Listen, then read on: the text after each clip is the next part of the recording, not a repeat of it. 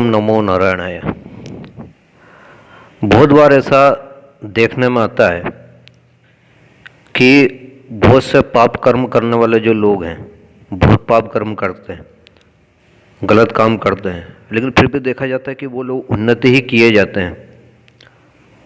और जो सत्यवादी लोग हैं, ईमानदार हैं, उनको बहुत बार ऐसा देखा जाता है कि वो फिर भी गरीबी में ही जीते हैं, बहुत बुरी जिंदगी जीते हैं, अभाव की जीवन जीते हैं, उनको बहुत तकलीफ़ों का सामना करना पड़ता है। जबकि धर्मशास्त्र तो ये बोलते हैं कि आज अच्छा करोगे तो अच्छा फल मिलेगा, गलत कर्म करोगे तो आपको उसका गलत ही परिणाम मिलेगा। जैसा करोगे वैसा भरोगे, जैसा बीज बोओगे वैसा फल मिलेगा, ये प्रसिद्ध है। तो फिर इस प्रकार के जब हम देखते हैं तो एक शंका हो जाती है मन में। मन में ये आता है कि धर्मशास्त्रों में लिखा है कि अच्छा करोगे अच्छा मिलेगा, गलत करोगे तो गलत ही मिलेगा। लेकिन लोक में बहुत से ऐसे लोग देखे जाते हैं जो बहुत गलत पे गलत ही किए जाते हैं, जिसकी कोई लिमिट नहीं है। ऐसा गलत कर्म करने वाले अक्सर सुखी देखे जाते हैं बहुत, और आगे उन्नति करते हुए दिखाई देते हैं। जबकि जो अच्छा कर्म करने वाले हैं वो बहुत उनको दुखी देखे जाते हैं, उनका जीवन जो है बहुत ज़्यादा तकलीफ में देखा जाता है। तो ऐसा क्यों है? तो इसका उत्तर है कि वो जो गलत कर्म करने वाले जो लोग हमको दिखाई दे रहे हैं, जो इस समय गलत कर्म कर रहे हैं, लेकिन फिर भी वो सुखी देखे जाते हैं, अच्छे उन्नति करते हुए देखे जाते हैं। तो वो जो उनको उन्नति का जो फल अभी मिल रहा है, वो उनके अच्छे कर्म जो उन्होंने पूर्व में किए थे, जो पहले जो उन्होंने अच्छे कर्म किए हैं, उन कर्मों का फल उनको अभी मिल रहा है।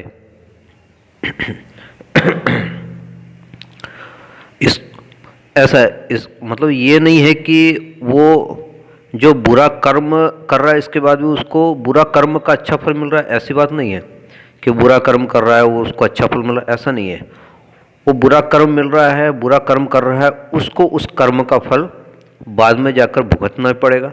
अभी जो उसको अच्छा फल मिल रहा है वो उसको जो पहले अच्छे कर्म किए थे, अच्छा फल जो अभी मिल रहा है, वो पहले जो अच्छे कर्म किए थे उसका फल अभी उसको मिल रहा है। आज जब उसका कोटा जो अच्छे फलों का कोटा वो समाप्त हो जाएगा, फिर उसके बुरे कर्मों का परिणाम उसको भुगतना ही पड़ेगा। ऐसे जो लोग हैं जो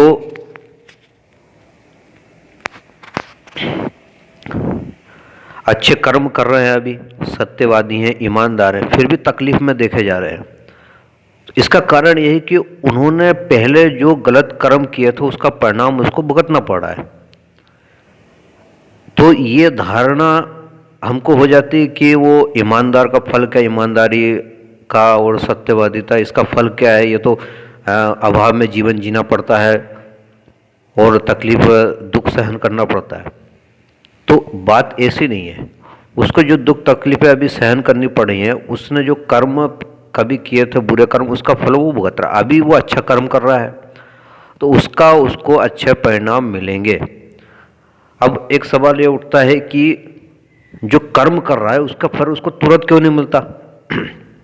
मान लीजिए किसी ने गलत कर्म किया है तो उसका फल उसको तुरंत मिल जाए, इससे क्या होगा कि लोग गलत कर्म नहीं करेंगे। इसका उत्तर ये है प्रारब्ध।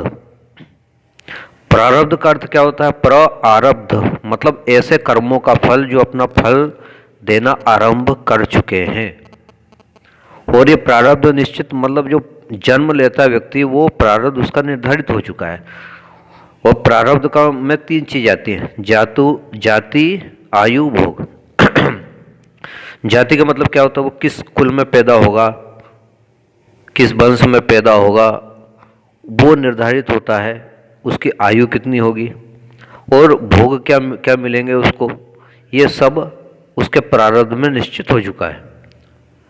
तो इसलिए उसको जो फल मिल रहे हैं अभी, वो जो कोई भी व्यक्ति जो फल भुगत रहा है, वो प्रारब्ध पहले से निश्चित है, वो आरंभ कर चुके हैं। वो जब तक अपना फल उसको नहीं दे देंगे तब तक वो दूसरे कर्म उसके आरंभ नहीं होंगे। तो जैसे एक तीर आपने छोड़ दिया, तीर चला के छोड़ दिया, अब वो तीर जब तक वो लक्ष्य में नहीं जाएगा उसको रोका नहीं जा सकता। हाँ, तीर चलाने से पहले उसको रोका जा सकता है, लेकिन तीर जब आपने छोड़ दिया धनुष से, तो तीर कहाँ पर जाकर रुकेगा? जब तक लक्ष्य तक नहीं पहुंच जाता।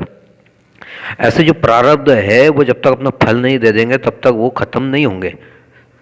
इसी तरह से ये समझना चाहिए कि जो अभी वो फल भुगत रहा है, कोई भी यदि बुरा कर्म कर रहा है फिर भी अच्छा फल भुगत रहा है, उसके जो अच्छे कर्म किए थे कभी उसका फल भुगत रहा है, वो प्रारब्ध में उसको मिला है, वो जब तक नहीं भोगेगा तब तक उसका दूसरे कर्मों का फल नहीं मिलेगा। और कभी कभी ऐसा होता है कि बहुत ज़्यादा वो बुरे कर्म कर देता है, क्योंकि कर्म भी कई प्रकार के होते हैं। एक तो होता है कि हल्का बुरा कर्म होता है, बहुत ज़्यादा दुष्ट कर्म करते हैं। जब बहुत ज़्यादा घातक कर्म कर देता है उसको फल बहुत जल्दी मिल जाता है। कभी ऐसा होता है कि इतना ज़्यादा उसने नहीं किया तो उसको देर से मिलता है। तो कर्म करने के जो तीव्रता है उस पर भी निर्भर करता है।